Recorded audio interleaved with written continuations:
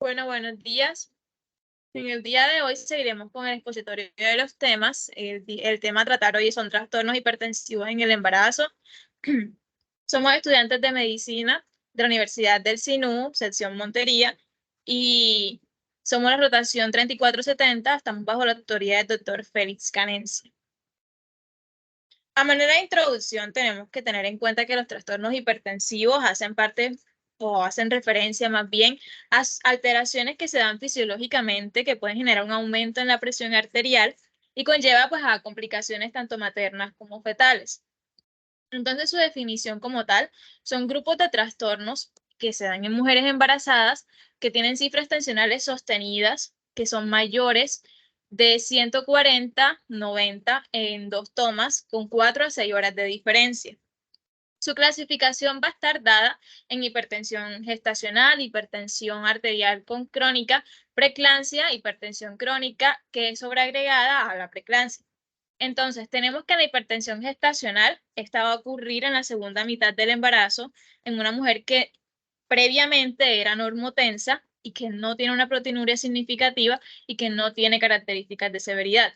Ahora, en hipertensión arterial crónica ya se define como una hipertensión que es diagnosticada antes del embarazo o que es diagnosticada en el embarazo, pero antes de las 20 semanas de gestación y que no se resuelve en el periodo de posparto. Es decir, ella luego de dar el alumbramiento va a seguir teniendo pues la hipertensión. Y ahora la preeclampsia es definida por una hipertensión que es diagnosticada posterior a las 20 semanas de gestación y que además está asociada a proteinuria y otros factores que vamos a explicar más adelante. Y ahora respecto a la hipertensión crónica sobreagregada a la preeclampsia, tenemos que tener en cuenta que esta hace referencia al desarrollo de la preeclampsia o la eclampsia en una mujer que ya tiene hipertensión crónica pues preexistente. Epidemiológicamente tenemos que tener en cuenta que la preeclampsia tiene una incidencia a nivel global de 2 al 8% y en Latinoamérica es alrededor del 26%, con un índice de muertes maternas ya pues generados por este síndrome hipertensivo más que todo. En Colombia se identifica más que todo que hay un rango de edad específico entre las mujeres mayores de 35 años y esto conlleva un aumento del riesgo de la morbilidad. La preeclampsia en este caso se presenta más que todo en el 3 y el 5% de los embarazos, donde al menos el 50% de estos embarazos tiene este trastorno hipertensivo que se da en este periodo de tiempo. Y a manera como introductoria tenemos que tener en cuenta que se debe de hacer una medición arterial de las embarazadas. Y esto tiene que tomarse de ciertas formas específicas, donde se tiene que tener en cuenta pues la postura, el tamaño del manguito, la posición del brazo, la actitud de la misma paciente. Entonces vamos a tener en cuenta que la gestante debe estar sentada al menos 5 minutos antes de que se haga la medición de la presión arterial. Se debe usar un brazalete adecuado para el tamaño y la contextura de su brazo. Se debe palpar primeramente la arteria braquial e insuflar 20 milímetros de mercurio por encima del valor donde ya no se pasa el pulso y se debe desinflar lentamente 2 milímetros de mercurio por segundo. Además de esto, el primer ruido, como ya sabemos, es de la presión sistólica y el segundo ruido es de la presión diastólica. La posición de la embarazada tiene que estar, como ya dije, sentada, ponerse ropa que no apriete y pues se debe apoyar bien la espalda sobre el respaldo. Ahora, ya entrando en materia, definiremos en este punto lo que es la preeclampsia. La preeclampsia, como ya mencioné, es un síndrome hipertensivo que se diagnostica después de las 20 semanas de gestación con una mujer que previamente tuvo una presión arterial normal.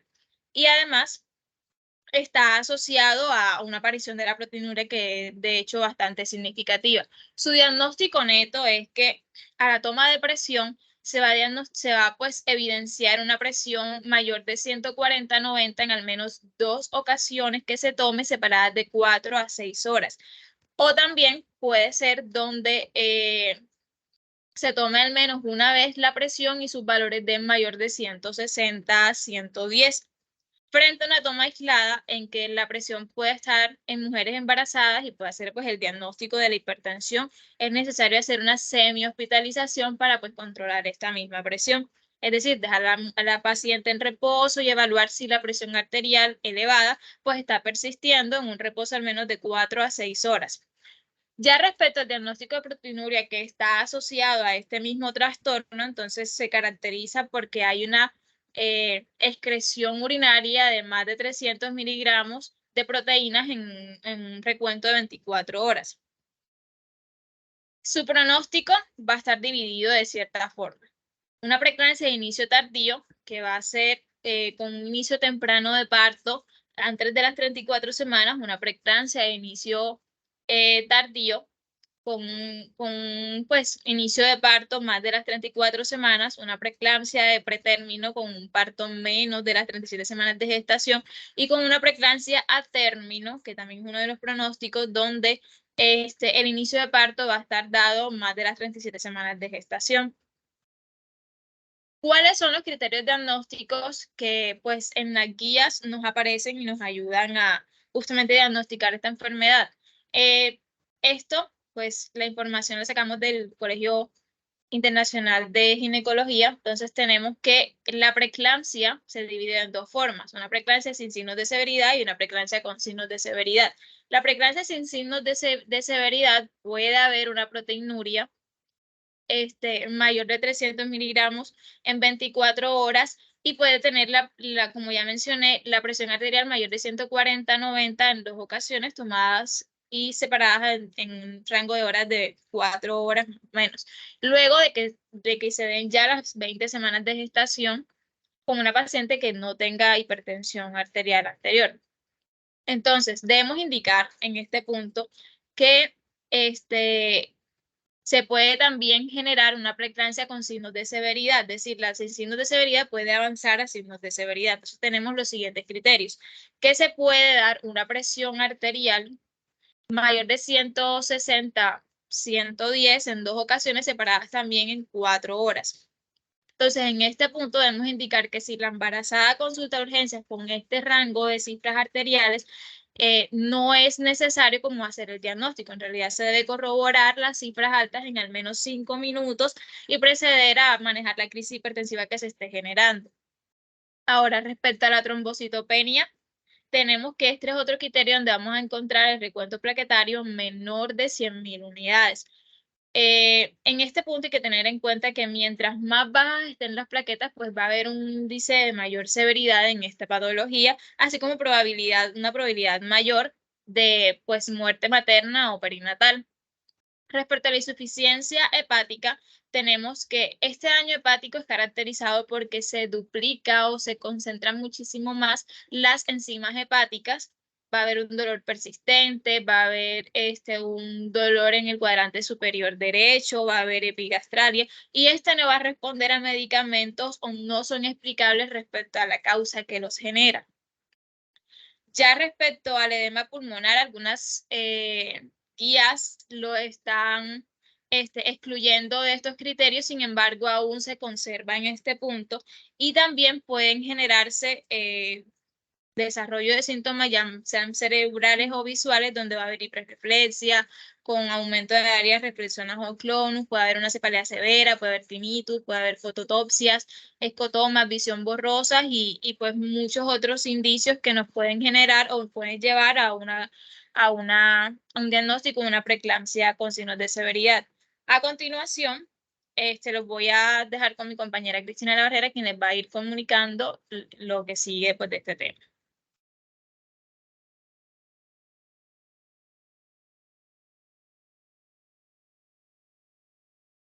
Bueno, continuando con los factores de riesgo, nosotros tenemos que los podemos clasificar en aquellos riesgos que son altos y aquellos riesgos que son moderados. Entre los riesgos altos, pues tenemos obviamente una persona que haya tenido una historia de preeclampsia, o sea, un antecedente de preeclampsia, ya que si existe este antecedente en un embarazo anterior, la probabilidad de recurrencia para el segundo trimestre es hasta de un 60% de probabilidad y para el tercer semestre se dice que hasta un 37%. En los casos de las personas que han tenido un embarazo múltiple, se dice que se tiene 5 veces más de probabilidad de desarrollar preeclampsia en relación con las embarazadas con un feto único. Las personas que ya han tenido, las gestantes que ya han tenido hipertensión crónica, no controlada se asocia con que es un curso más severo en aquellas pacientes que han tenido ya un compromiso orgánico instaurado. También las personas que tienen diabetes, un factor predisponente para la preeclampsia.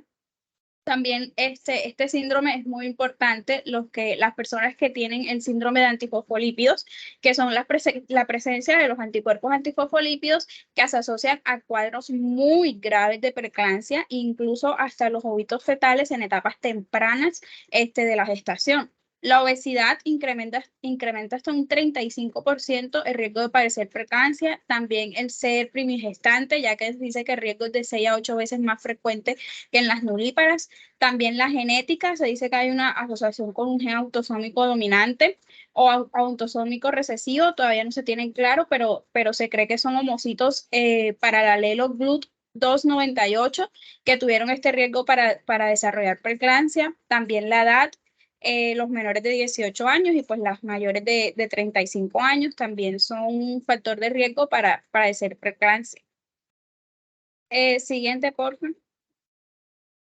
Con respecto a la predicción de riesgo para desarrollar preeclampsia, pues tenemos que saber que por el hecho de estar embarazada, pues ya se tiene hasta un 3 a un 5% para padecer preeclampsia. Sin embargo, en algunas mujeres posee un riesgo mayor y al grupo se le denomina como población de alto riesgo de desarrollar preeclampsia. Y para definir el riesgo de desarrollar preeclampsia pueden existir como algunos métodos. Pues nosotros podemos tener como la historia clínica, que tenemos que en la historia clínica detallar o tener muy en cuenta pues los antecedentes personales de la paciente. También una presión arterial media. La presión arterial debería estar controlada a partir de desde la semana 11 hasta la semana 14 de gestación. Sin embargo, en esos embarazos que se puede desarrollar preeclampsia, pues esta presión arterial media aumenta. Se dice que si una presión arterial media aumenta hasta más de 90 milímetros de mercurio en el primer trimestre, pues se asocia que es una incidencia para el síndrome hipertensivo del embarazo y es 5 veces mayor el riesgo de un grupo de pacientes pues que tenga un nivel más bajo de la presión arterial media. También se habla sobre el índice de pulsatilidad en las arterias uterinas. Pues en los embarazos normales este índice es bajo, pues por consecuencia de esas transformaciones de las arterias espirales, que más adelante vamos a hablar de ellas. Sin embargo, en las gestaciones con planeación deficiente o con alto riesgo de padecer preeclampsia, pues este índice es mucho mayor a lo normal. Siguiente diapositiva, por favor. También se tiene en cuenta la hormona, que es un factor de crecimiento placentario, que esta es una hormona que bien sabemos es sintetizada por la placenta y que tiene funciones angiogénicas. Entonces, en el embarazo, para las personas que tienen riesgo de desarrollar preeclampsia en embarazo, pues esta concentración es mucho menos que en los embarazos normales. También encontramos la forma soluble de un receptor de tipo de tirosina quinasa, que es un factor también antigénico que juega un rol muy importante en la patogénesis de la preeclampsia y en los embarazos que desarrollan la preeclampsia, pues el nivel de receptor está aumentado. Y pues al estar aumentado, pues incrementa el riesgo de padecer pues, preeclampsia. Y esta medición se debe tener en cuenta o se tiene que hacer a partir de la semana 11 hasta la semana 24. También encontramos la proteína placentaria, pues que está asociada al embarazo, pues que recordemos que es una glicoproteína, también secretada por por la placenta, el cual se encuentra en el suero materno en el primer trimestre, debería estar disminuido en comparación a los embarazos normales. También tenemos unos métodos combinados que son como para clasificar a estas pacientes que se tiene en cuenta la historia clínica, la presión arterial media, el índice de pulsatilidad de las arterias uterinas. Entonces, este uso de las combinaciones, a lo que se puede decir que a la 11 o a la 14 semana, pues permite predecir hasta un 90% si la paciente puede desarrollar o no una preeclampsia precoz. En un 75% si la paciente con preeclampsia puede estar en pretérmino y hasta un 45% de las pacientes con preeclampsia que pueden llegar a término. Siguiente, por favor. Bueno, hablando ya un poquito sobre la etiopatogenia de la preeclampsia, pues nosotros tenemos que desde el punto de vista fisiopatológico, la preeclampsia se va a caracterizar por dos cosas, por dos fenómenos. La primera, que tenemos que tener muy en cuenta, que es la alteración a la invasión tromboblástica de las arterias espirales y también la disfunción endotelial. Entonces, ¿qué es lo que sucede? La etiopatogenia de la preeclampsia está ligada básicamente a la invasión trofoblástica anormal que ocurre, que esto es lo que lleva a una distensión endotelial generalizada. Pero, ¿qué es esta invasión trofoblástica? O sea, la invasión se dice que es una invasión del trofoblasto durante la formación de la placenta. Esta se va a extender hasta las arterias espirales de la decidua y también del miometrio. Y esto reemplaza la túnica media e interna pues, de estas arterias y lo convierte en un territorio placentario de baja resistencia. Entonces, esta invasión trofoblástica normal se va a acompañar, obviamente, de una elevación de producción de algunas sustancias vasodilatadoras, como por ejemplo el óxido nítrico, las que estas van a ejercer su función a nivel local y pues también a su función a nivel sistémico. Si esto no ocurre de modo normal, pues entonces existe una invasión parcial al trofoblasto de las arterias espirales de la decidua. No se logra invadir la porción como miometral. Entonces, esto genera un aumento de la resistencia placentaria y posteriormente a este va a alterar el intercambio gaseoso y por ende va a afectar la nutrición del feto. Entonces, la placenta que está defectuosa va a promover liberación de los factores angiogénicos que provocan la disfunción endotelial de esta y aumenta pues obviamente la permeabilidad vascular y pues de aquí es donde sale la clínica. Siguiente, por favor. Aunque no se tiene como muy en cuenta el origen primario de estas alteraciones, pues se cree que dice que es como una interacción entre los receptores de las células natural killer y el trofoblasto invasor, que eso se asociaría a una deficiencia en el fenotipo promovido por la angiogenina, como el interferol, el factor de crecimiento vascular endotelial y el factor de crecimiento placentario. Entonces, es así como las placentas de estas pacientes, de las pacientes que han sufrido preeclampsia, muestran también una evidencia de un material fibrinoide o también presentan atetosis o también presentan incluso infartos placentarios, consecuencia a todo este fenómeno que está ocurriendo a nivel de la placenta. Entonces, estos cambios característicos obviamente van a llevar daños en distintos lugares del cuerpo, o sea, es decir, van a producir un mal funcionamiento general del cuerpo, produciendo una falla multiorgánica. Entonces se generan zonas de vasospasmo, se puede ocasionar una agregación plaquetaria, aumenta la permeabilidad capilar y también una hemoconcentración. Y de aquí es donde nosotros podemos decir que sale este edema, que es una de las características clínicas de esta patología, porque al aumentar la permeabilidad de los capilares de las proteínas plasmáticas, disminuye la presión oncótica intravascular, haciendo que se dé la extravasación. A continuación, va a continuar nuestro compañero David con la fisiopatología. Bueno, siguiendo de la mano con el punto importante que nos dejó nuestra compañera anteriormente, es que digamos que como tal, esta no tiene una causa aparente, pero lo que sí se ha demostrado es que por lo general en las placentas a estudiar, pues tenemos que se ve cómo digamos hay esa plantación anormal o invasión anormal de los vasos sanguíneos que realmente no llegan a penetrar, sino escasamente el miometrio. Entonces tenemos que, partiendo de esa base de que hay una invasión anormal de dichos vasos sanguíneos, de que son las arterias espirales, entonces vamos a tener que esa placenta va a estar hipoperfundida, va a estar hipovolémica, por lo que entonces esto lo que va a hacer es hacer un desequilibrio, tanto por decirlo así, en los factores que promueven la angiogénesis, que es lo que normalmente deben ocurrir, y los factores que obviamente la inhiben, que en este caso es lo que va a pasar en la fisiopatología. Entonces tenemos que tanto esos factores, o que también se pueden traducir, por ejemplo, en factores que ayudan a la vasodilatación o factores que ayudan o están en pro de la vasodilatación. También se puede traducir de esa manera. Entonces tenemos que partiendo de esa base, el endotelio va a estar dañado, va a estar lesionado, por lo que ese daño endotelial es la base fisiopatológica de las diferentes, digamos, afecciones sistémicas y locales que puede generar esta patología.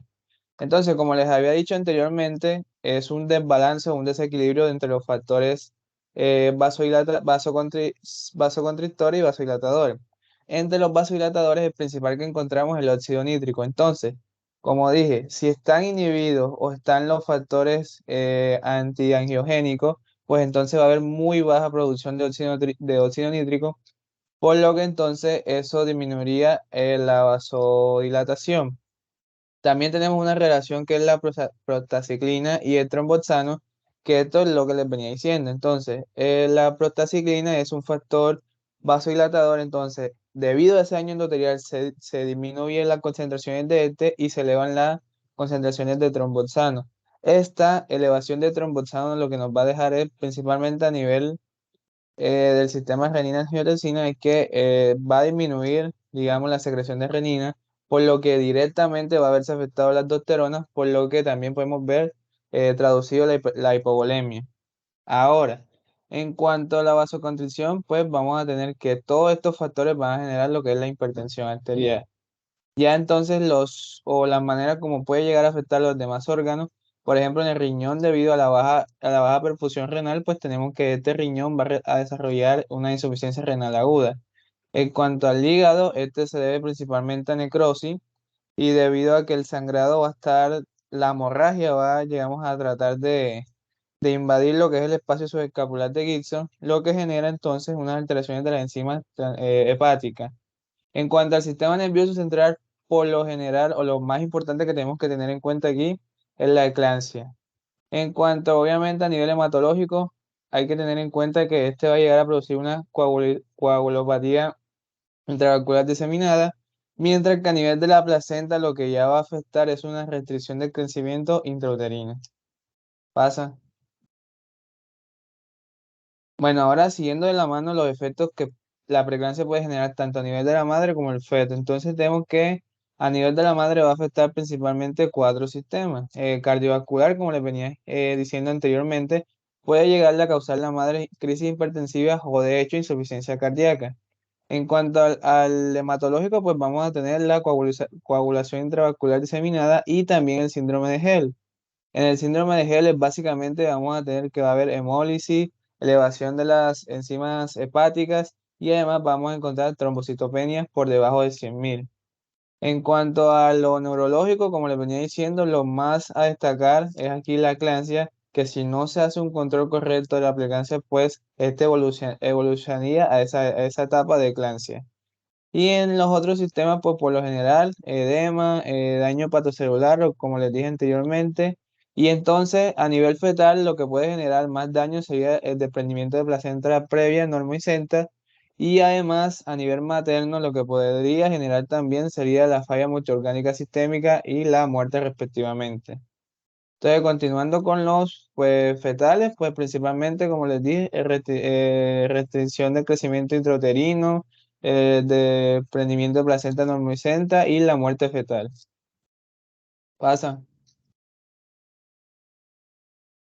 Ok, ahora en cuanto al manejo, recordemos principalmente que el manejo general o la medida más precisa que se toma aquí en cuanto a la preeclampsia es el manejo de interrumpir el embarazo. Ahora, obviamente, hay otro manejo que es el manejo expectante y que de acuerdo a la edad gestacional podemos llegar a clasificarlo y también, además de la edad gestacional, la severidad, si nuestra paciente tiene o no criterios de severidad, esto es lo que va a hacer entonces es que nosotros busquemos tanto los beneficios y riesgos que hay a nivel materno-fetal y decidamos cuál es el mejor o el indicado a seguir. Entonces tenemos que si se presenta menor de las 24 semanas, pues obviamente si tiene criterios de severidad, siempre se va a optar por la interrupción.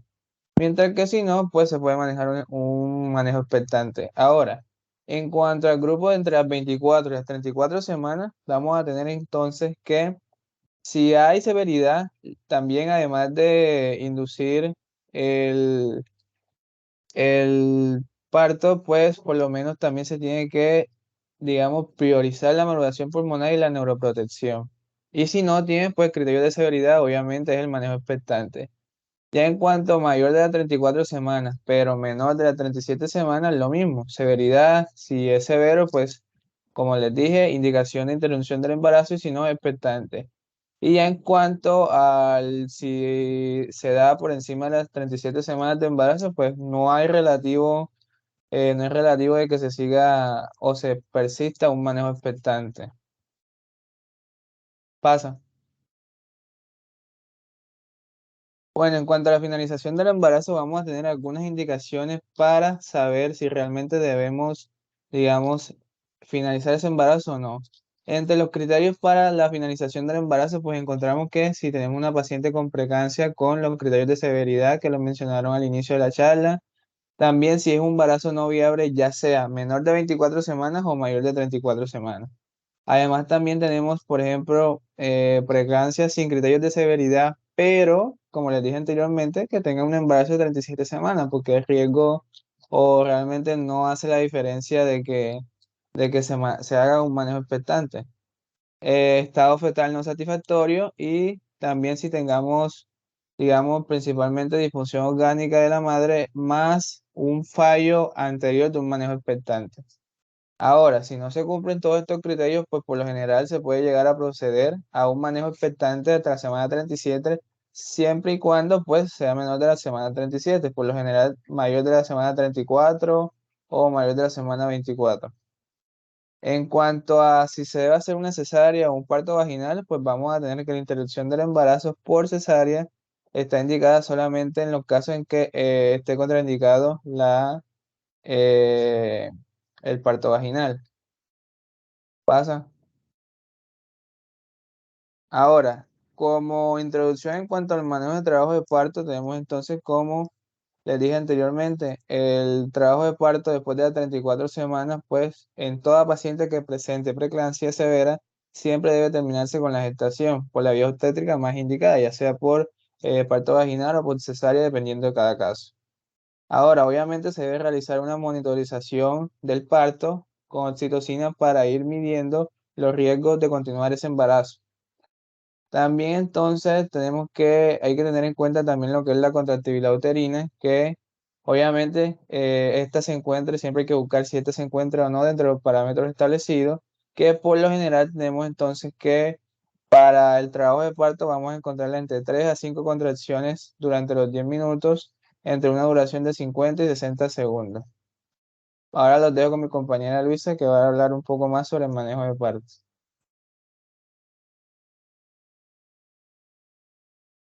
Bueno, continuando con la clasificación del manejo, que ya se mencionó anteriormente, vamos con el manejo expectante. En general, se puede considerar un manejo expectante para las pacientes con preeclampsia independiente de la edad gestacional cuando la preeclampsia se cataloga como no severa, es decir, no existe ningún criterio de severidad de los que ya se mencionaron anteriormente. Entonces, este manejo consiste en medidas generales de vigilancia materna y fetal, que son hospitalización, reposo, de preferencia en decúbito lateral izquierdo y vigilancia materna y fetal. Régimen común sin restricción de sal, normosódico. Control de signos vitales maternos cada 4 a 6 horas. Control de signos obstétricos cada 8 horas. Monitoreo también diario de movimientos fetales por parte de la madre. Registro de la diuresis materna y el peso diariamente. Evaluación también diaria de signos premonitorios de eclampsia, como por ejemplo cefalea, tinnitus, fotopsias, aumento de área reflexógena. También tenemos exámenes para evaluar compromiso parenquimatoso materno cada 2 a 7 días, dependiendo de la severidad. Moderada se hará cada 7 días y severa se hará cada 2 días. También vamos a hacer vigilancia fetal cada 2 a 7 días dependiendo de la severidad. También vamos a tener en cuenta una estimación del peso fetal ecográfico por medio de biometría cada 2 semanas y estudio Doppler de la arteria umbilical semanalmente. Si se detectan alteraciones, el manejo será individualizado a cada caso. Pasa por. Bien, en cuanto al manejo expectante con heparinas, tenemos que si la paciente mantiene cifras tensionales controladas, prehipertensivas o en estadio 1 y no tiene compromiso progresivo orgánico, se debe manejar hospitalariamente de manera expectante, con control cada 72 horas del cuadro hemático, de las transaminasas, de la creatinina, perfil biofísico completo y Doppler. Ante la presencia de alteraciones en algunas de las pruebas anteriormente mencionadas, se solicitará bilirrubina, LDH, frotis de sangre periférico y tiempos de coagulación. También es recomendable iniciar profilaxis antiembólica con heparina de bajo peso molecular o heparina no fraccionada. Pasa, por favor. Para el manejo de la tensión arterial, se recomienda el uso de hipotensores de uso oral y las crisis hipertensivas se van a manejar de modo parenteral. Entonces, ¿qué medicamentos tenemos? Tenemos la betalol, dosis de 200 miligramos día, oral. Tenemos nifedipino de 30 a 120 miligramos oral de acción prolongada. Tenemos también hidroclorotiazida de 12.5 a 50 miligramos día. Las guías nos sugieren iniciar con alfametildopa de 500 miligramos en 2 dosis cada 12 horas y luego aumentar según respuesta hasta 3 gramos día. Después escalar según la respuesta a nifedipino y o a la betalol. Siguiente. En cuanto al labetalol, ¿cómo funciona este? La regulación del sistema nervioso, primero que todo, se realiza por medio de unas sustancias que son las catecolaminas, es decir, adrenalina y noradrenalina. Para que estas realicen su acción, estas sustancias tienen que unirse a unos receptores localizados en la superficie de las células, que son los receptores adrenérgicos. Uno de estos receptores es el llamado receptor beta adrenérgico, que se encuentra fundamentalmente en el corazón, las arterias y los pulmones. Cuando se estimula este receptor con la llegada de la catecolamina, se eleva la frecuencia cardíaca, también la presión arterial y la contractilidad cardíaca. El labetalol es un tipo de fármaco que bloquea el receptor beta adrenérgico, de tal forma que lo que él va a hacer es impedir la unión de la catecolamina y evita así su estímulo. Entonces, también tiene propiedades vasodilatadoras adicionales y por esa característica se denomina bloqueadores beta vasodilatadores. Esta actividad vasodilatadora es beneficiosa porque va a reducir la resistencia vascular periférica al tiempo que mantiene o mejora el gasto cardíaco, el volumen sistólico y la función del ventrículo izquierdo. Entonces, ¿qué dosis se manejan para este medicamento? Entre 200 y 800 miligramos día en 2 a 3 tomas diarias.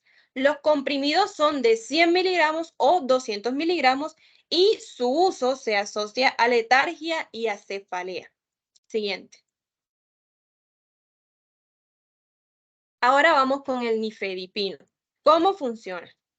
Como todo antagonista del calcio, este va a impedir la entrada del calcio en las células de los músculos lisos vasculares, bloqueando el poro del canal del calcio. Entonces, el descenso del calcio intracelular va a inhibir el mecanismo contráctil de las células vasculares con la consiguiente vasodilatación, tanto de las arterias coronarias como de los vasos periféricos. La vasodilatación coronaria corresponde a un aumento del flujo e incrementa la llegada de oxígeno a los tejidos del miocardio, al mismo tiempo que la vasodilatación periférica va a reducir las resistencias periféricas, la presión arterial sistémica y la poscarga también. La reducción de la poscarga a su vez reduce la presión de las paredes del miocardio y en consecuencia esto su demanda de oxígeno. ¿Cuál va a ser la dosis utilizada? Tabletas de 10 y 20 miligramos.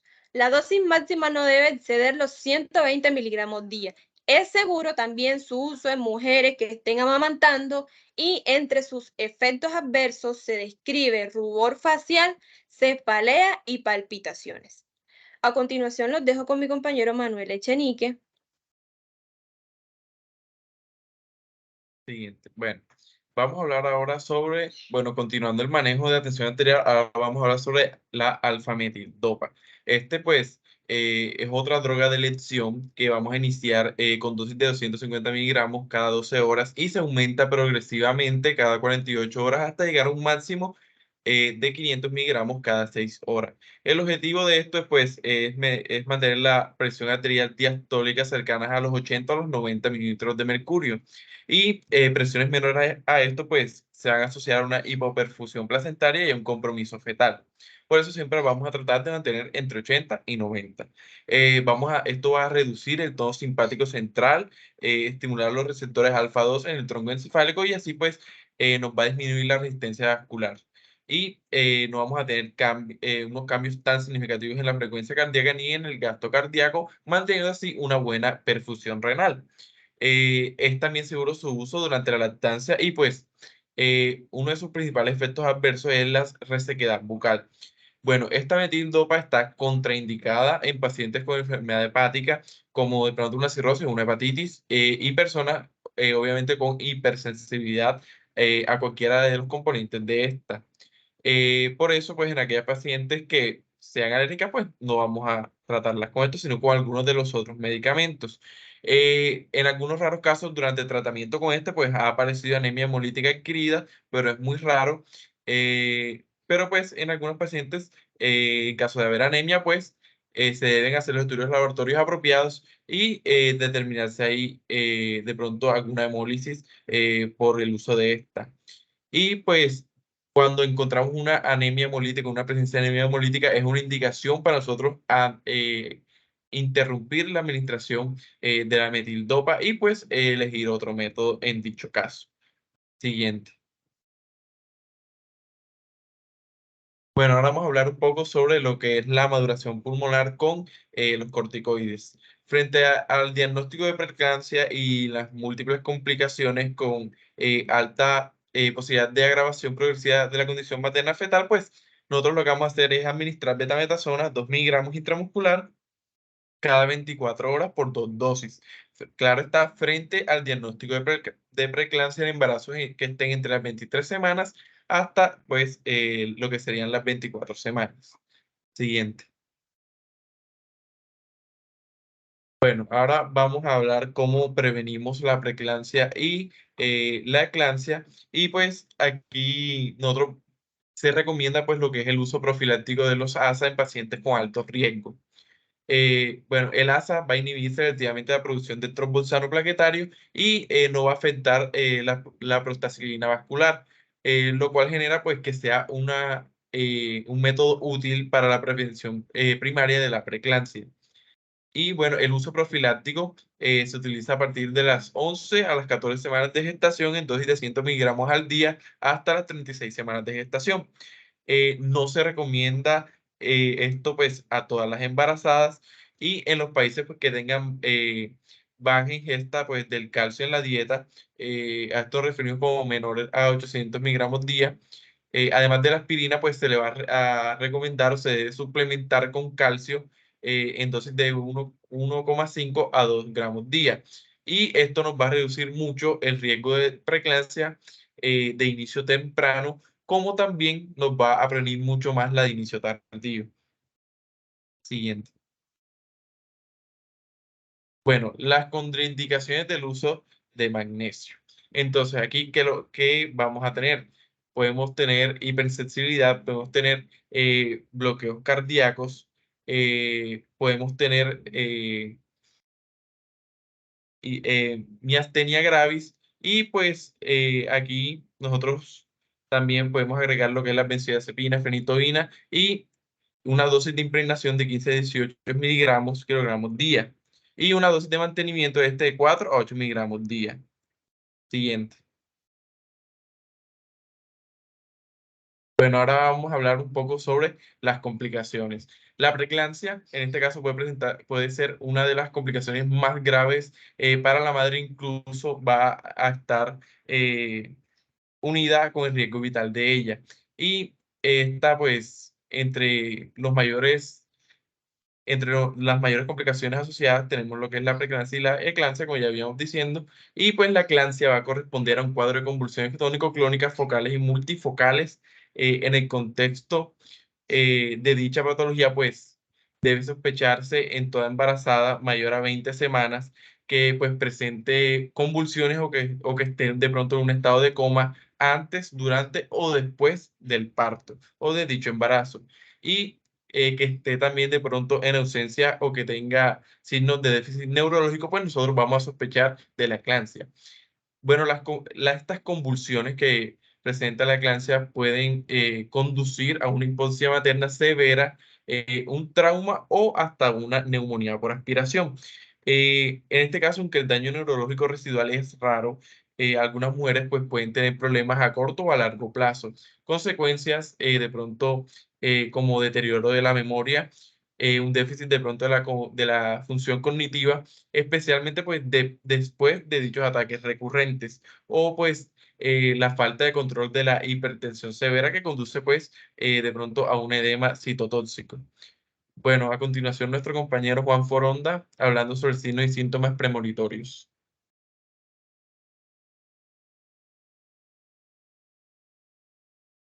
Bueno, buenos días. Entonces, como lo dijo mi compañero Manuel, hay que tener unos signos y síntomas premonitorios o lo que también llamamos un podorón. Entonces, va a existir estos signos de la eclampsia, lo que se ve, o sea, debe ser como que tenemos que estar alerta a todo esto. Entonces, ¿por qué razón? Porque esto lo que va a hacer que como nosotros como médicos o el médico tratante aumentar ese control e iniciar la administración, obviamente, de su parte de magnesio.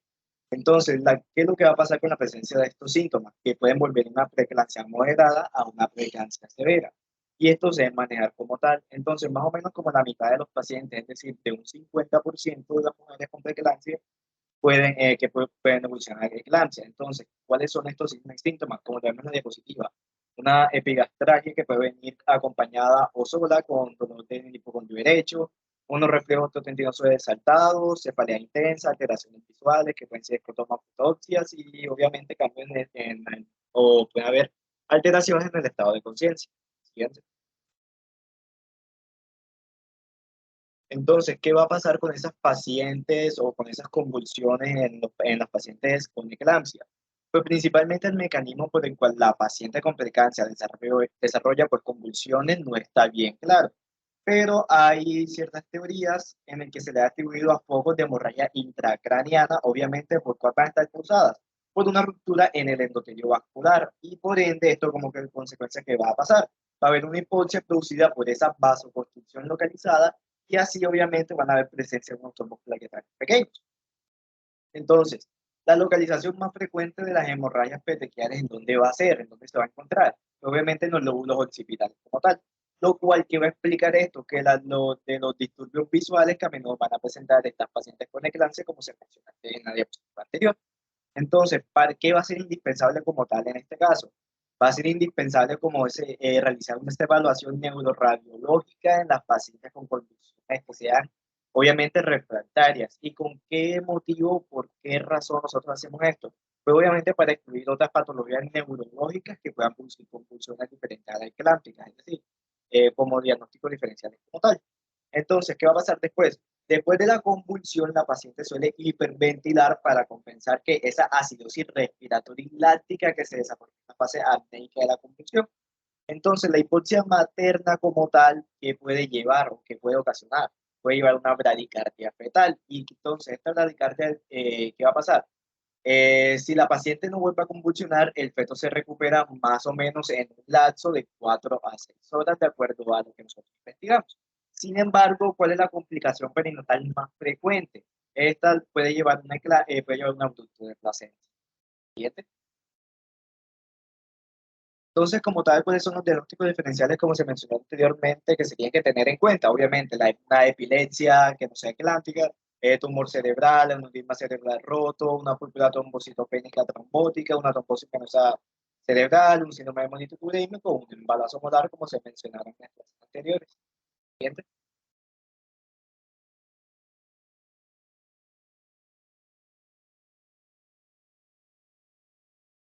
Entonces, el manejo como tal, ¿cuál va a ser? El manejo de la eclampsia es similar al de la preeclampsia severa. Entonces, ¿qué tenemos que tener en cuenta? Primero, que en el momento de la convulsión puede utilizarse diazepam. ¿Y cómo se va a administrar este diazepam? Obviamente, disolviendo una ampolla de 10 miligramos hasta 10 centímetros con agua destilada. Y se va, obviamente, a aplicar por vía intravenosa, infusión lenta, no rápida, lenta. Entonces, inmediatamente cese la convulsión, se suspende la administración de diazepam. Entonces, ¿cuál es lo segundo como tal? Que a continuación se utiliza el sulfato de magnesio. ¿Por qué razón nosotros utilizamos sulfato de magnesio? Para prevenir la recurrencia de esas convulsiones. Obviamente hay unos fármacos antihipertensivos para controlar la hipertensión severa en el caso tal de que se presente, como lo vemos en el esquema del Sulfanyl y del Cibaí, la dosis de impregnación como tal y la dosis de mantenimiento después de esa dosis de impregnación. Bueno, entonces también tenemos esa, como que esa interrupción del embarazo. ¿Qué va a pasar con la interrupción del embarazo?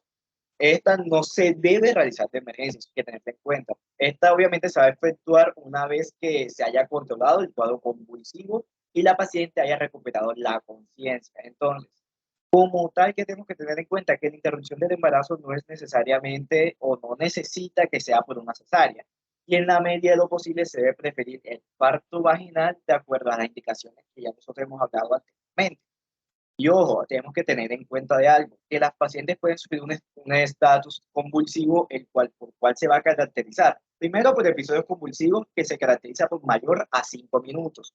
O en su defecto, ¿por qué? Que hayan se haya presentado 2 o más convulsiones sin una recuperación de conciencia entre ellas. Entonces, ¿qué va a pasar en estos casos? Obviamente es razonable que nosotros como médicos consideremos el uso de la anestesia general e interrumpir el embarazo inmediatamente. Siguiente.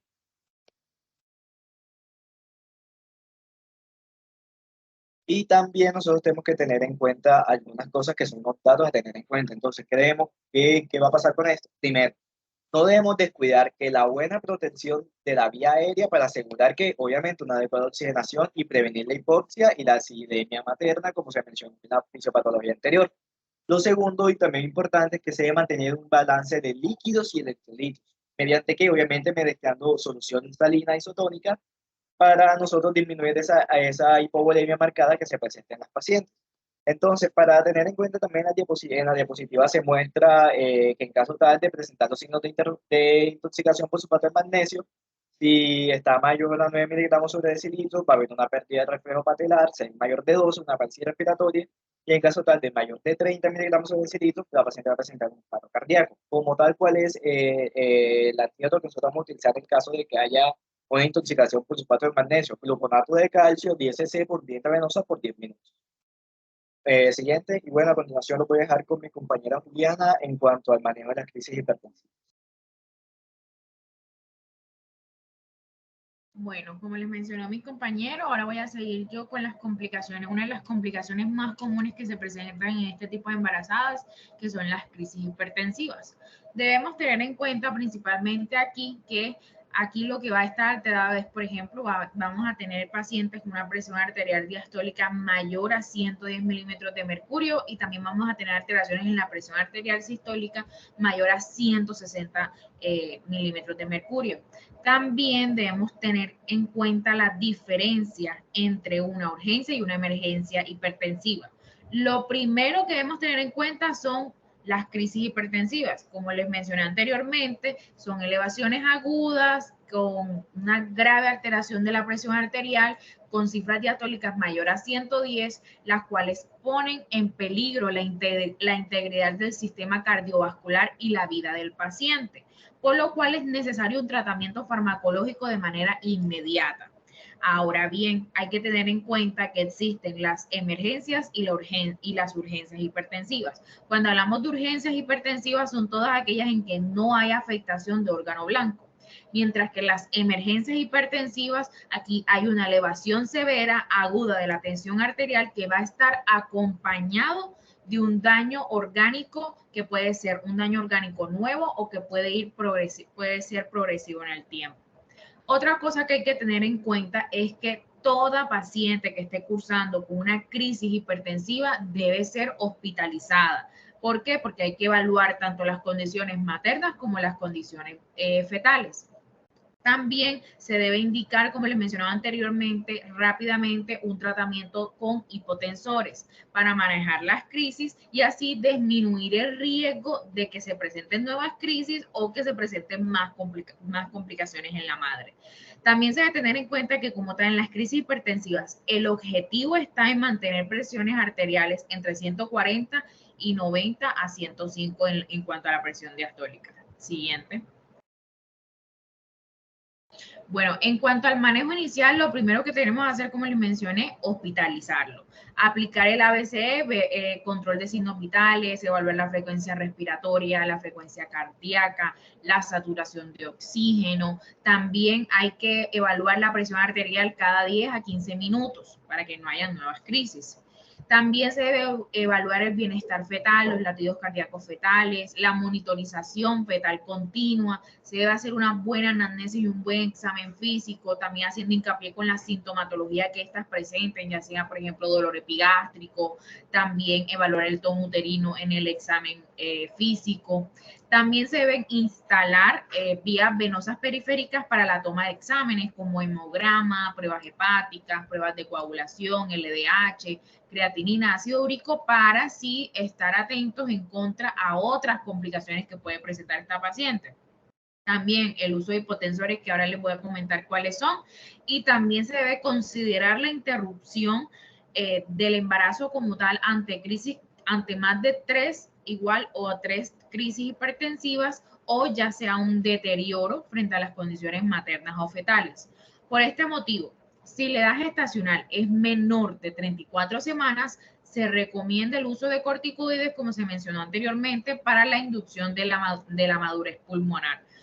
Y también en resumen, debemos tener en cuenta algo, y es que se hace interrupción del embarazo, se recomienda la interrupción del embarazo con presiones, con una paciente con crisis hipertensiva, preeclampsia, si la edad gestacional se encuentra mayor a 35 semanas. Y si es menor a 34 semanas, ya ahí sí se hace la maduración pulmonar. Siguiente. Bueno, aquí tenemos un poco de lo que es el manejo como tal de las crisis hipertensivas. Entre los primeros medicamentos que se utilizan son el nifedipino. Como observan en la gráfica que se colocó, tenemos de que aquí se utilizan más que todo 10 miligramos vía oral. Y se repite cada 20 minutos y si no se logran las metas terapéuticas, pero esto hasta completar 60 miligramos. Y luego ya ahí sí se podría empezar a utilizar de 10 a 20 miligramos cada 6 horas por vía oral. También debemos tener en cuenta que la dosis máxima para este medicamento es de 120 miligramos en 24 horas. Tenemos otro medicamento también importante que se utiliza, el labetalol. Aquí se utilizan dosis de carga vía 20 miligramos vía intravenosa, donde se logran metas terapéuticas. Si no se logran, se pueden seguir los bolos de 20 miligramos hasta completar los 80 miligramos vía intravenosa cada 10 minutos. Y que al final del día, por 24 horas, las máximas dosis que se pueden utilizar son 300 miligramos. Otro medicamento que también se utiliza es el nitroprusiato de sodio. Esto se utiliza más que todo cuando se presenta una encefalopatía hipertensiva o cuando definitivamente no hay respuesta en los tratamientos anteriores que les mencioné. Entonces, ¿qué dosis se utilizan? Se utilizan de 0.25 microgramos por kilogramo minuto hasta un máximo de 5 microgramos kilogramo minuto. Y también hay que tener en cuenta que no se pueden administrar por más de 72 horas porque pueden provocar una intoxicación por cianuro. También tenemos otras opciones, por ejemplo, tenemos el Prazosin, que se utiliza más o menos 0.5 a 2 miligramos por vía oral cada 12 horas y con las dosis máximas en 24 horas de 6 miligramos. También se utiliza la clonidina, 150 a 300 microgramos por vía oral cada 6 horas y la hidralacina, pero en realidad la hidralacina no se encuentra disponible aquí en Colombia. Siguiente. Ahora también les voy a hablar sobre también otras complicaciones que pueden ser frecuentes, que es el síndrome de Hell. Recordemos que el síndrome de Hell es el compromiso predominantemente de lo que es hepático y hematológico en pacientes con una preeclampsia severa, con signos de severidad. Su frecuencia es alrededor del 10 al 20% en este tipo de pacientes. ¿Y por qué se caracteriza? Hemólisis, También se realizan análisis de flote de sangre periférica donde se van a observar los esquitocitos, bilirrubina total mayor a 1.2 miligramos por decilitro. También se evalúa la deshidrogenasa láctica mayor a 600, las elevaciones de las enzimas hepáticas y una trombocitopenia. Y en cuanto a su fisiopatología, se describe principalmente daño epitelial, donde ocurre más que todo fragmentaciones de glóbulos rojos, activación y también el consumo de estas plaquetas, por eso es que se presenta la trombocitopenia. También hay presencia de anemia hemolítica microangiopática, también la microangiopatía trombótica, y esto conlleva a largo plazo un daño en el hepatocito y terminando con un daño hepático grave. Siguiente. En cuanto a las características clínicas, debemos tener en cuenta algo. Recordemos que la palabra GEL como tal es un acrónimo para describir lo que son los criterios diagnósticos para esta enfermedad. Entonces tenemos que la H significa hemólisis, donde vamos a observar esquistocitos en lo que es el frotis sanguíneo, y también podemos observar una hiperbilirrubinemia. Tenemos que la EL es elevación de las enzimas hepáticas, que pueden ser mayor a 72 unidades internacionales, y también del lactato, la deshidrogenasa láctica también, que pueden estar mayor a 600. Y esto va a estar acompañado de la LP, que son plaquetas bajas, trombocitopenia por el mismo daño endotelial que presenta. Y en cuanto a los síntomas, más que todo aquí prima sobre todo lo que es la epigastralgia. Entonces, una embarazada de tercer trimestre, por ejemplo, que consulta con dolor en el epigastrio, hipocondrio derecho, siempre se debe tener en cuenta el diagnóstico, se debe tener en la mente el diagnóstico de esta enfermedad.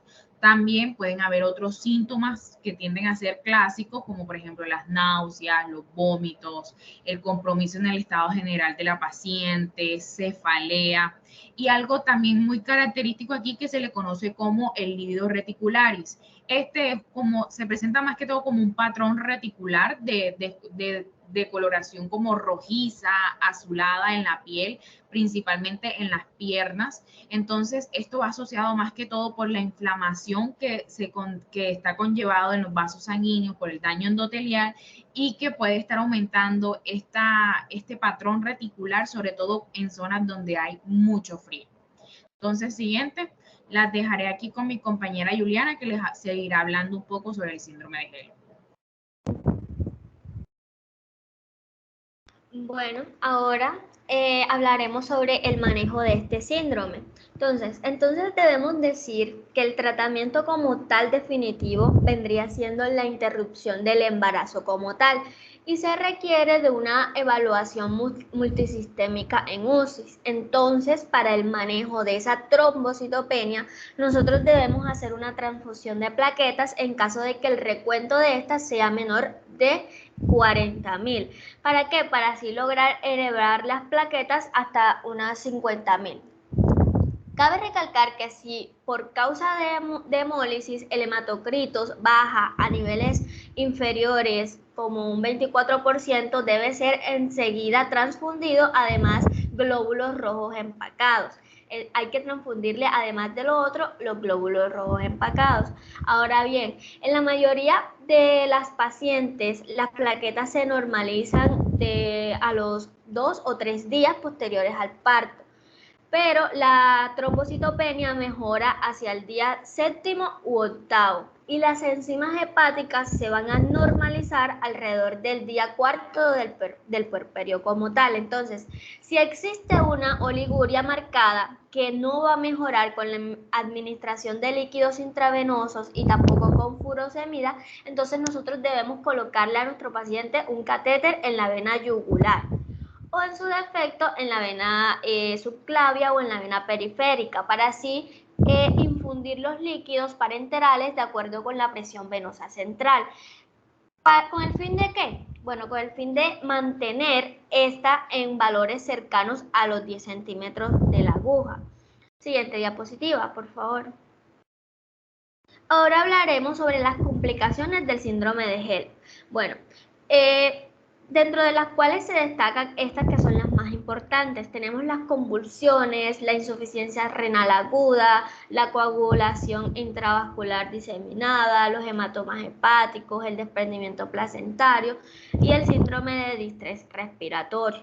Y obviamente hay una alta mortalidad materna en estas complicaciones que va del 1 al 24%. No son muy frecuentes que se realicen estas complicaciones, pero sí se dan en su mayoría. Entonces hay que tener presente y estar pendiente sobre estas complicaciones que se pueden desencadenar teniendo este síndrome de HELLP. Siguiente diapositiva. Ahora hablaremos sobre el síndrome de encefalopatía posterior reversible, o también en sus siglas conocido como PRES.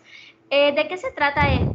Bueno, esto vendría siendo como tal el conjunto de signos y síntomas neurológicos clínicos que se caracterizan por alteración visual, convulsiones y dolor de cabeza. Entonces, dentro de su etiología como tal, cabe recalcar que es desconocida, pero la podemos relacionar. ¿Y con qué la podemos relacionar? Con hipertensión grave, cuando es mayor de 160 y 110, cuando hay eclampsia, cuando hay síndrome de hemólisis, cuando hay enzimas hepáticas elevadas, cuando existe una trombocitopenia, cuando hay un lupus eritematoso sistémico, cuando existe una sepsis e inclusive cuando hay un uso de tratamiento inmunosupresor como tal. Y entonces, ¿cómo nosotros vamos a diagnosticar esto? Bueno, esto se realiza a través de hallazgos imageneológicos en la resonancia magnética cerebral, que nos va a describir como tal la presencia de un edema cerebral que está ubicado en lóbulos posteriores en mayor frecuencia. Aquí en esta imagen podemos observar una resonancia magnética cerebral en la que en la imagen A podemos observar que hay una secuencia de inversión recuperada y también en la imagen que está con la letra T2 podemos observar múltiples áreas hipertensivas en región subcortical de los lóbulos occipitales y también bilaterales que van a ser secundarios a un síndrome de encefalopatía posteriormente reversible. Y pues nos lo están indicando con las flechitas azules. Entonces, ¿qué se va a recomendar? Realizar una electroencefalograma con la finalidad de ¿qué? De que nosotros podamos detectar un estatus epiléptico no convulsivo. Siguiente diapositiva. Ahora, para nosotros poder hablar de la fisiopatología como tal, debemos decir que no se conoce en detalle esta, pero el síndrome de encefalopatía posterior reversible, sin embargo, se han descrito como tal dos teorías ampliamente aceptadas. ¿Y cuáles son esas teorías? Primero, la teoría vasogénica y segundo, la teoría del vasoespasmo. ¿Qué dice o qué plantea es la teoría vasogénica? Bueno, esta plantea que hay un aumento súbito de la presión arterial, el cual nos va a generar como resultado una alteración en la regulación vascular cerebral, que esto nos va a llevar o nos va a conducir a la dilatación de las arterias cerebrales e hipoperfusión cerebral. La otra teoría que plantea, la teoría del vasoespasmo, esta dice que resulta más que todo de un aumento brusco de la presión arterial, lo cual nos va a generar una hipoperfusión del parénquima cerebral y esto va a ocasionar como tal isquemia local con posterior desarrollo de un edema citotóxico. Sin embargo, pues estos mecanismos fisiopatológicos se resuelven en pocas semanas con un tratamiento antihipertensivo de manera adecuada. Siguiente diapositiva. Bueno, ahora hablaremos sobre el manejo. Bueno, es necesario decir que los pacientes con PRES deben tratarse con cuidados intermedios o intensivos obstétricos. ¿Para qué? Para nosotros poder tener una vigilancia neurológica y una medicación intravenosa. Entonces deben controlarse los niveles de presión arterial, las convulsiones, pues si en ese caso son existentes o no, y también debemos prevenir el riesgo de complicaciones. También debemos emplear antihipertensivos, como la nifedipina, el labetalol, la hidralazina, ¿Y para qué los administramos? Para controlar, pues obviamente, la hipertensión arterial. Bueno, el sulfato de magnesio es el fármaco de elección en pacientes con hipertensión grave para la prevención de convulsiones y disminución del riesgo del PRES. Y el desenlace como tal de las pacientes es favorable, pues ya que muestran mejoría clínica y también recuperación neurológica temprana con un tratamiento que va a ser óptimo, oportuno e inmediato para la paciente. Siguiente diapositiva. Ahora los dejaré con mi compañero Elian Lara. Bueno, pues continuando con la presentación de los trastornos hipertensivos del embarazo, ahora vamos a hablar de la hipertensión gestacional. Bueno, pues como bien sabemos, ocurre en la segunda mitad del embarazo y pues una de las características que tiene es que obviamente pues la mujer se encuentra previamente normotensia, no hay proteinuria significativa y no hay criterios de severidad. Entonces afecta del 6 al 7% de los embarazos y generalmente pues tiende a resolverse después del parto. Pero hay que tener en cuenta unas excepciones que son la hipertensión transitoria, que esta desaparece después, desaparece en el puerperio, y hay que tener en cuenta la hipertensión crónica, que esta persiste después de las 12 semanas posterior al parto y pues obviamente genera complicaciones en la paciente. Entonces, el uso de antihipertensivos en este tipo de hipertensión gestacional es bastante frecuente para el manejo de este tipo de mujeres y hay que tener en cuenta que se recomienda iniciar este tratamiento antihipertensivo cuando ya las mujeres presentan una presión arterial diastólica mayor o igual a 100 milímetros de mercurio, medidas en 2 ocasiones al azar.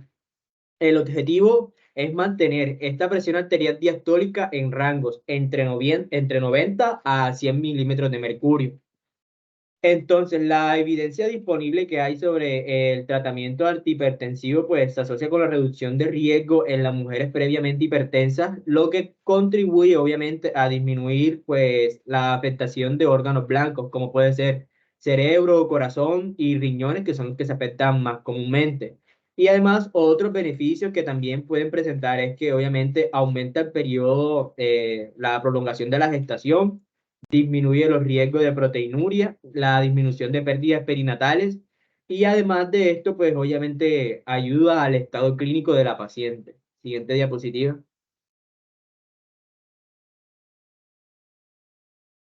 En cuanto al manejo, pues hay 4 terapias antihipertensivas que se utilizan en la hipertensión gestacional, en donde el alfametil dopa es el medicamento de elección en este caso, y pues se administra en dosis de 500 miligramos, en 2 dosis cada 12 horas, y luego se aumenta gradualmente, pues dependiendo de la respuesta que tenga la paciente en este caso, es decir, hasta 3 gramos por día puede llegar.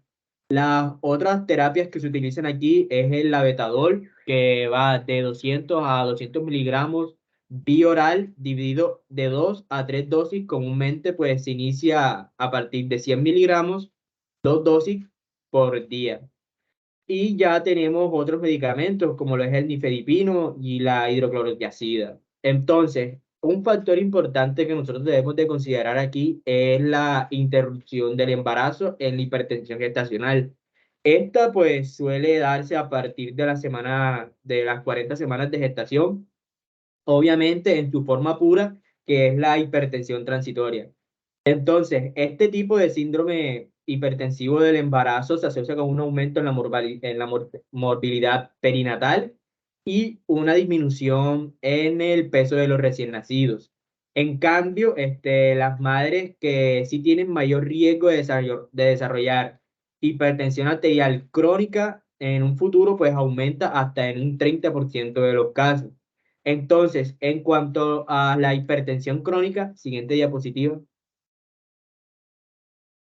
En cuanto a la hipertensión arterial crónica, pues tenemos de que las nuevas guías que hay, la American College of Cardiology y la American Heart Association, clasifican la hipertensión arterial crónica como una presión arterial sistólica mayor o igual a 140 milímetros de mercurio y una presión arterial diastólica mayor o igual a 90 milímetros de mercurio.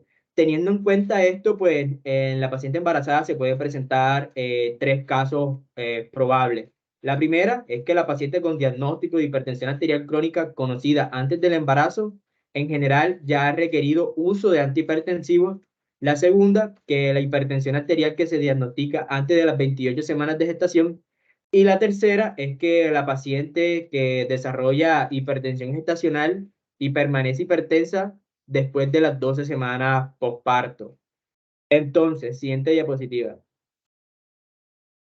Nosotros a este tipo de paciente vamos a hacerle un manejo inicial, que primero va a constar obviamente de reposo relativo de la paciente a partir del segundo trimestre de gestación. Muchas de estas mujeres pues requieren una licencia médica obviamente para evitar de que esta situación se agrave mucho más. Régimen hiposódico, es decir, dietas bajas en sodio, control prenatal más frecuente, estudio de hipertensión arterial secundaria en las pacientes que se encuentran muy jóvenes. Y además de esto, vamos a hacer estudios multisistémicos, es decir, exámenes de laboratorio, hemograma, leucocitos, perfil lipídico, para tener pues un diagnóstico y un control más amplio de las consecuencias que se pueden presentar en esta paciente.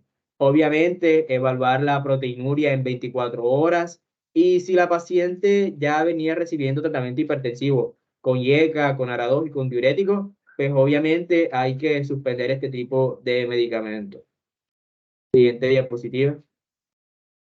En cuanto al manejo farmacológico, pues se basa en el mismo manejo farmacológico que el anterior, solamente que hay que tener en cuenta el estado que tiene la paciente, es decir, individualizar a la paciente.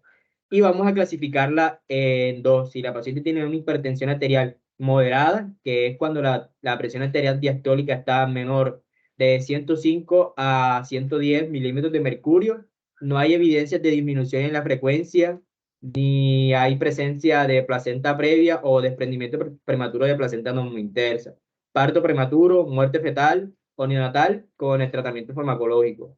En cuanto al otro caso que se puede presentar es la hipertensión arterial severa, en donde la presión arterial diastólica está mayor a 105 a 110 milímetros de mercurio. Obviamente, nuestro fin aquí es reducir la incidencia de accidentes vasculares encefálicos y complicaciones cardiovasculares. Entonces, como lo pueden observar en el cuadro, obviamente la droga de elección siempre va a ser el alfametil-dopa, que va a tener un rango, pues dependiendo obviamente de estos criterios que yo les comenté ahorita, si es moderada o severa, que va de 500 a 2000 miligramos por día. La hidralazina, que va de 50 a 200 miligramos por día. El labetalol, que es el medicamento de segunda línea que se utiliza en este caso, que va de 100 a 400 miligramos por día. El atenolol, que va de 50 a 200 miligramos por día. Y el nifedipino, que ya va de 10 a 30 miligramos por día. Y obviamente otro factor importante que nosotros debemos de considerar aquí es la neuroprotección para el bebé con el sulfato de magnesio. Muchas gracias. A continuación seguirá Marisabel. Bueno, muy buenos días. Vamos a continuar hablando sobre el seguimiento de la hipertensión arterial crónica. Nosotros le hacemos el seguimiento a las mujeres que presentan esta patología de hipertensión arterial crónica y tenemos que revisarle una serie de criterios para detectar si tiene una presencia inminente de esa preeclampsia. Entonces, ¿qué le revisamos nosotros? Vemos que si hay o no cambio de perfil en las cifras tensionales, si tiene una proteinuria cualitativa en todos los controles. También nosotros tenemos que solicitarle de forma periódica algo que se conoce como el clearance de creatinina.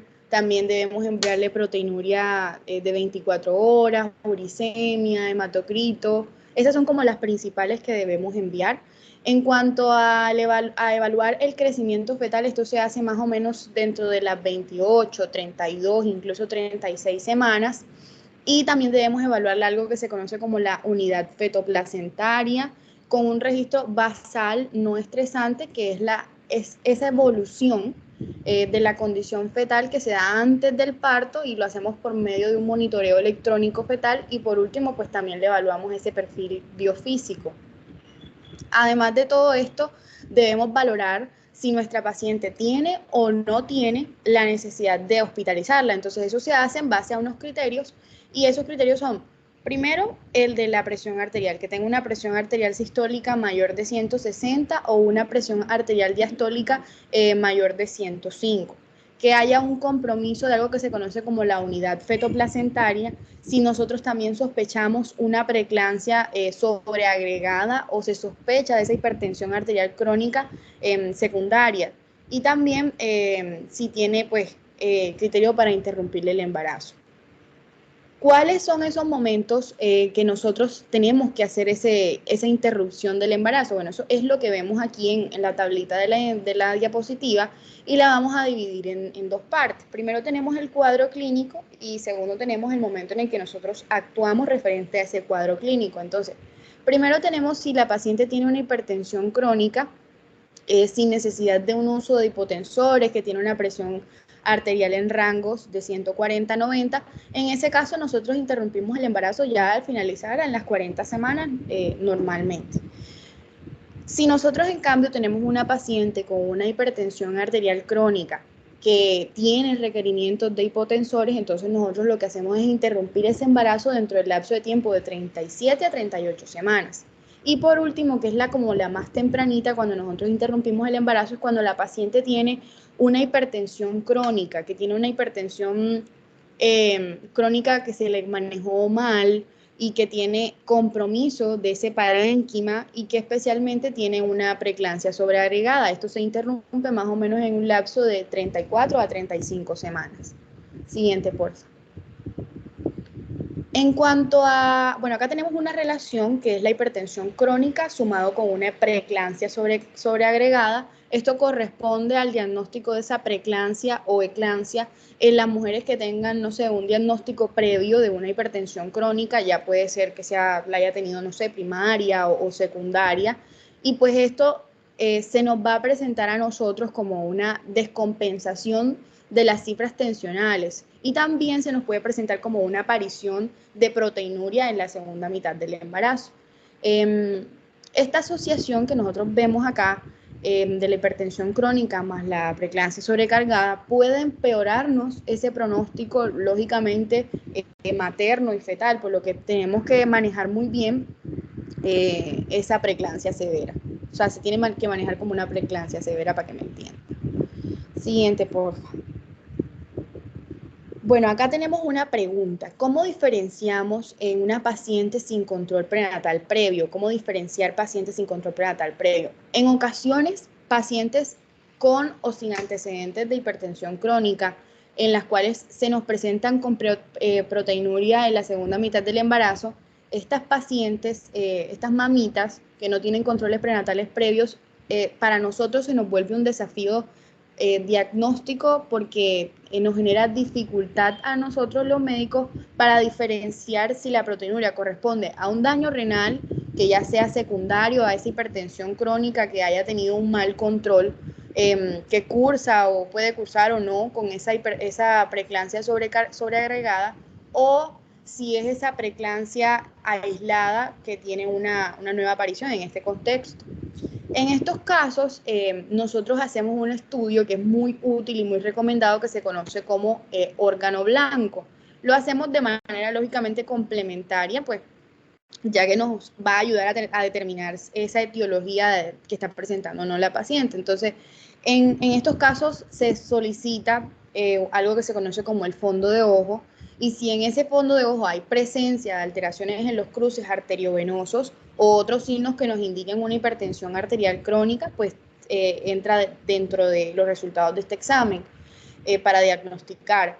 También le enviamos un EKG, un electrocardiograma, y si hay signos de esa hipertrofia ventricular izquierda o si también presenta, no sé, bloqueos de rama izquierda, lógicamente a nosotros nos va a orientar a que hay una presencia de hipertensión crónica.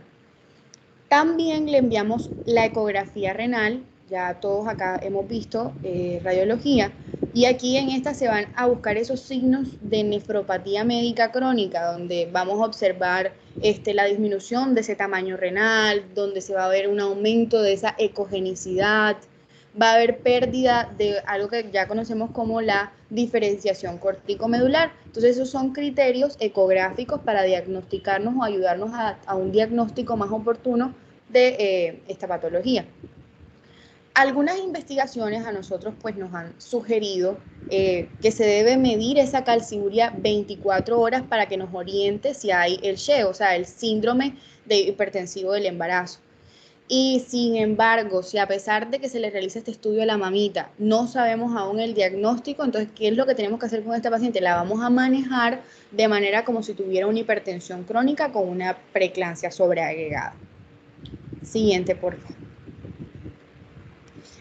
Bueno, en cuanto al diagnóstico diferencial de esos trastornos hipertensivos en el embarazo, en el manejo inicial de una embarazada hipertensa, debemos demostrar si se trata o no de una preeclampsia. Entonces, pues como bien sabemos, en ese diagnóstico es el diagnóstico más grave y que pues lógicamente a raíz de eso requiere un tratamiento o un manejo mucho más específico para que se le evite esa muerte o esa enfermedad que se le puede acarrear tanto a la madre como al feto. Entonces, el diagnóstico diferencial de esos trastornos hipertensivos en el embarazo realmente no siempre es fácil. Entonces, debemos estar bastante atentos a la evolución de nuestra paciente durante el embarazo y así hacerle pues un seguimiento a las pistas que nos arrojen un diagnóstico mucho más específico que nosotros podamos darle un manejo adecuado. Sin embargo, como les mencioné, no es tan fácil de diferenciar, entonces para facilitar esto, en la siguiente tabla les voy a mostrar algunas pistas que nos pueden ayudar pues en el proceso de diferenciación de los tipos. Entonces, acá tenemos 4 subdivisiones de tipos, que es la preeclampsia, la hipertensión crónica sumada con preeclampsia y la hipertensión gestacional. Sumado a eso, tenemos que esto se nos va a subdividir en diferentes criterios que van a aplicar para todas, como la paridad, el inicio de los antecedentes familiares, la proteinuria, la uricemia mayor a 5, el fondo de ojo, si hay alteración de la función renal, si hay resolución completa y si esto puede presentarnos una recurrencia en la paciente. Entonces, empecemos con la primera, que es la preeclampsia. La preeclampsia nos dice que entra dentro de la paridad de las primigestas mayoritariamente y que tiene un inicio mayor a 20 semanas. Que estas pacientes sí pueden presentar o presentan antecedentes familiares mayoritariamente de si han tenido su familia preeclampsia o eclampsia. En la proteinuria les sale positiva, si tienen uricemia, en el fondo de ojo se le encuentra espasmos y edema.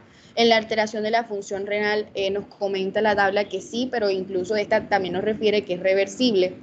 También tiene una resolución completa y en el rango de recurrencia está dentro de una incidencia del 20%.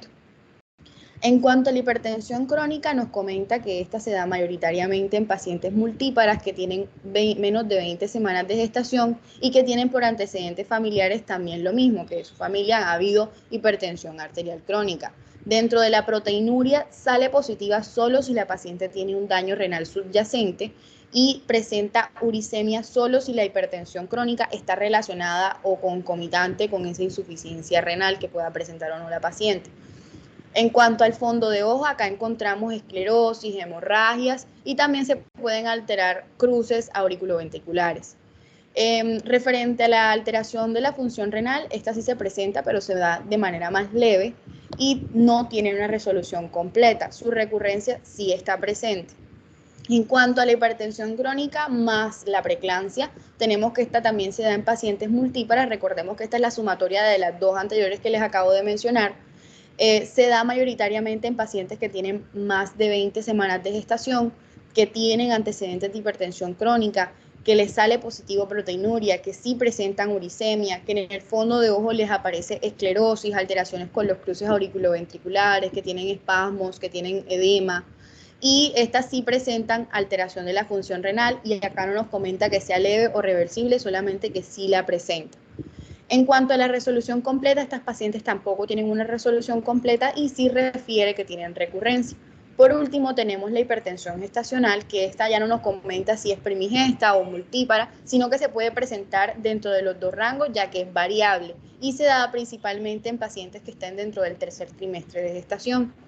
Estos antecedentes también acá aplica lo de la variabilidad, que puede que los tengan o puede que no. Y la proteinuria en estos casos nos sale negativa. En cuanto a la uricemia, estas pacientes no presentan, el fondo de ojo les sale normal, no hay alteración de la función renal y su resolución completa también es variable.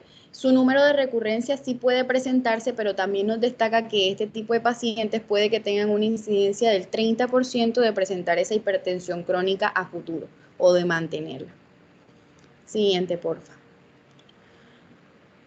Bueno, ya a manera de conclusión, quiero dejarle unos daticos claves para darle un manejo a la paciente. Primero tenemos que las mujeres de alto riesgo con preeclampsia se deben ir sí o sí con dosis de 150 miligramos una vez al día de aspirina. Esto se va a hacer de manera profiláctica y se tiene que realizar antes de esas 16 semanas. En cuanto a la terapia hipertensiva inicial, la debemos manejar como monoterapia, con medicamentos de primera línea que ya se mencionaron, como la metildopa oral, el labetalol, el nifedipino, que preferiblemente sea de acción prolongada. Y pues recordemos que el sulfato de magnesio también lo tenemos que utilizar a manera preventiva y también como tratamiento a esas convulsiones en las mujeres que tengan preeclampsia o que tengan un alto índice de riesgo de padecer eclampsia. Bueno, muchísimas gracias. Esta fue la exposición el día de hoy sobre trastornos hipertensivos del embarazo. Gracias a todos los exponentes que estuvieron aquí presentes y gracias a nuestro tutor Félix Canencia por orientarnos en esta clase. Muchísimas gracias a todos. Doy por cerrado esto.